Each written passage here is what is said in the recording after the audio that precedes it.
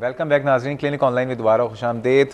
जिन viewers ने अभी भी ज्वाइन किया है, अभी ट्यून अप किया है क्लिनिक ऑनलाइन को, उनको बताते चलूँ कि आज क्लिनिक ऑनलाइन का जो टॉपिक है वो एक ऐसा कैंसर है जो कि ख़वातीन में पूरी दुनिया में बहुत ज़्यादा कॉमन है, और वो है ब्रेस्ट कैंसर। इस हवाले से आज हम जानना चाहेंगे कि कैंसर जो है वो हो क्यों रहा है और उसको कैसे पता चल सकता है और उसका इलाज क्या है। इस हवाले से हमारे साथ मौजूद हैं डॉक्टर रुफीना सुमरो साहिबा, जो कि ब्रेस्ट सर्जन है, लियाकत नेशनल हॉस्पिटल कराची से इनका ताल्लुक़ है। डॉक्टर साहब, ब्रेक में जाने से पहले बात हो रही थी प्रोटेक्शन की, आपने वो रीजंस तो बता दिए थे। दोबारा मैं चाहूँगा कि एक दफ़ा जल्दी से बता दें कि क्या क्या रिस्क फैक्टर्स हैं ब्रेस्ट कैंसर के लिए और प्रोटेक्टिव फैक्टर्स कौन से हैं ब्रेस्ट कैंसर के। हमने कहा था कि एज एक रिस्क फैक्टर है और अर्ली पीरियड शुरू होते हैं, लेट बंद होते हैं, वो एक रिस्क फैक्टर्स है।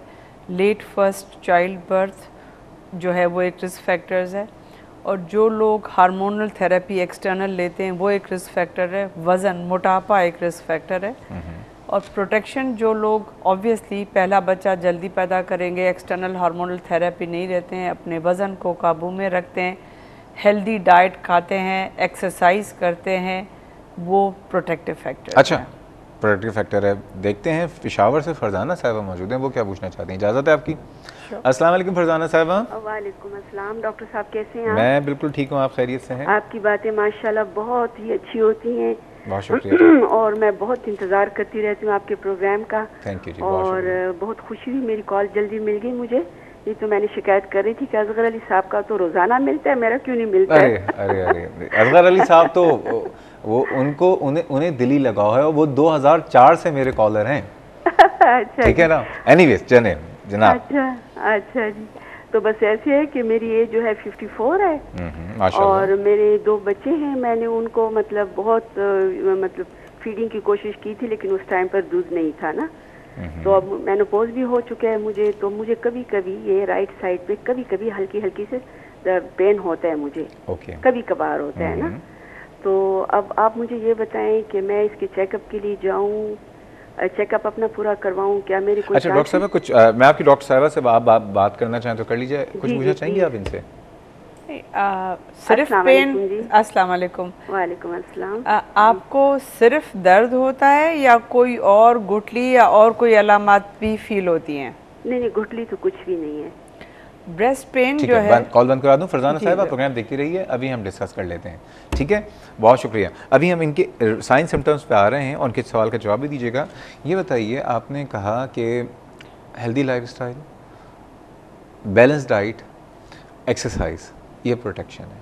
अच्छा, कुछ लोग जो हैं कॉन्ट्रासेप्टिव पिल्स या जो है पैदाइश में वफ़े की गोलियां जिसको अमूमन कहते हैं वो भी खाते हैं, क्या उससे ब्रेस्ट कैंसर को कोई ताल्लुक? कोई भी एक्सटर्नल थेरेपी, चाहे वो HRT की शक्ल में हो या दूसरे जो कॉन्ट्रासेप्टिव पिल्स प्रोलॉन्ग पीरियड के लिए, एंड उसमें भी कौन सी वाली के सिंगल हार्मोन वाली हैं या कॉम्बिनेशन वाली हैं। कॉम्बिनेशन का रिस्क कम होता है, सिंगल हार्मोनल एजेंट का ज़्यादा होता है।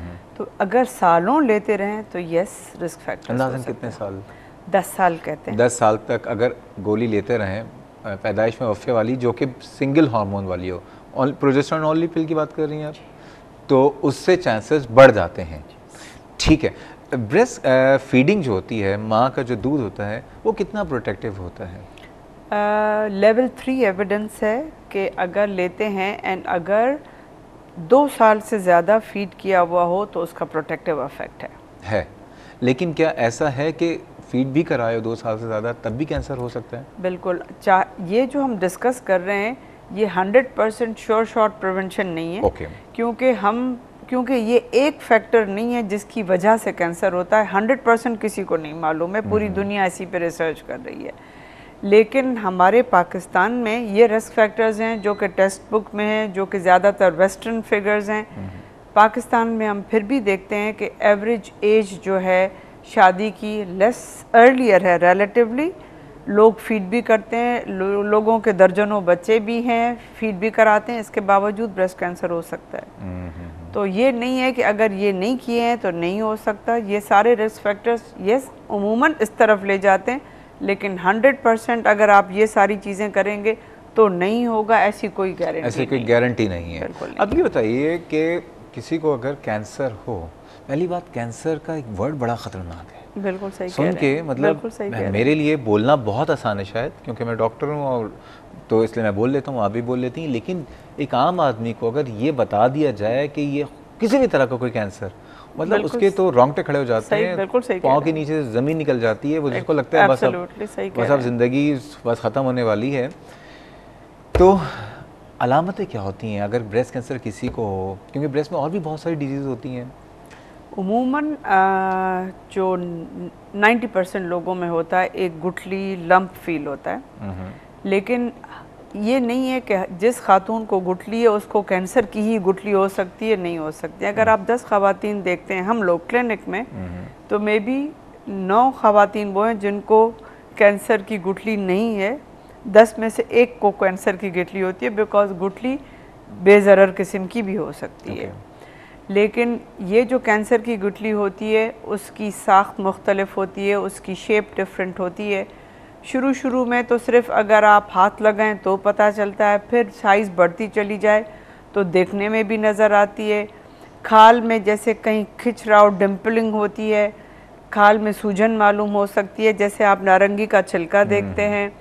निपल का अंदर की तरफ चली जाती है, ब्लड स्टेन डिस्चार्ज हो सकता है।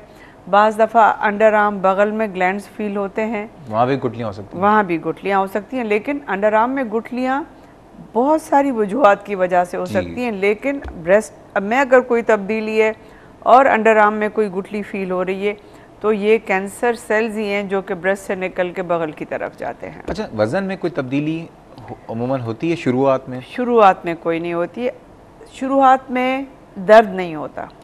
और जब दर्द नहीं होता तो लोग अपने आप की तरफ तवज्जो नहीं देते, और हमारे पास जब आते हैं वो इतनी बड़ी साइज़ लेकर आते हैं जो कि बहुत हैरानी के बायस होती है कि इतनी बड़ी गुठली थी किसी ने। क्यों होता है आपके ख्याल में हमारे माशरे में?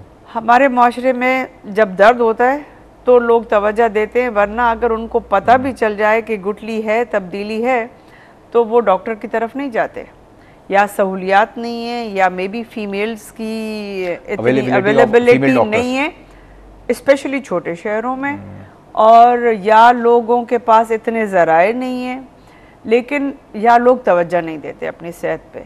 फरजाना साहिबा थी पेशावर से, 54 ईयर्स इनकी उम्र है, 2 बच्चे हैं, उन्होंने फीड कराने की कोशिश की लेकिन नहीं हुई थी। अब उनके दर्द है, उन्होंने जैसे फरमाया, क्या समझती हैं आप? दर्द तो किसी कैंसर के अलामत 50% लोगों को ब्रेस्ट में पेन होता है, लेकिन अगर कोई गुठली या कोई और अलामत है तो दिखाना चाहिए। वैसे भी 40 साल के बाद हर खातून को चाहिए कि अपने आप को स्क्रीनिंग के लिए डाले।